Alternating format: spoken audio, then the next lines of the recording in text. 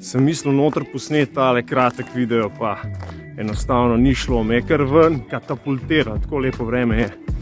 Skratka, ljudje me sprašujejo, a je ta kanal mrtev, zakaj več ne objavljam?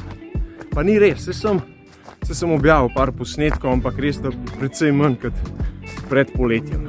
Poletje je vse en tak leten čas, ko se dogaja še več kot običajno. Pa je treba iti na morje, pa je treba iti na bazen kdaj, pa je treba iti kdaj pa kdaj v hribe, pa kakšno novo stvar je treba sprobati, recimo ferata, to sem dobil tudi filmček gor,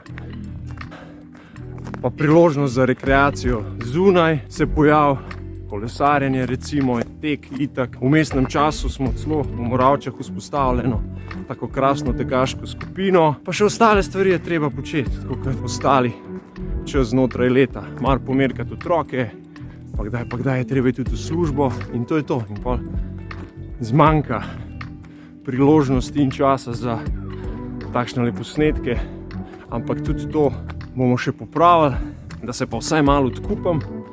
Moram pa napovedati zdaj končanje enega projekta, ki sem ga dolgo načrtoval, in to je, naredil sem, oziroma zelo pri koncu sem, zvočne različice moje knjige Neohojena stezica.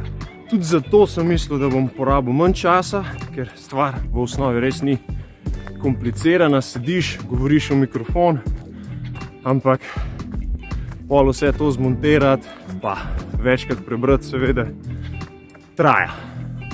Ampak bo fertik in takoj, ko bo, ruknem zadevo na ta kanal, pa pol naprej, tako da spet malo zalaufamo mašine.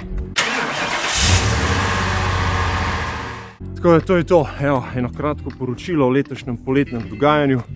Vi upam, da ste v redu in se kmalu vidimo. Pa izkoriste poletje, pomlad, vse letne čase. Na polno. Čau.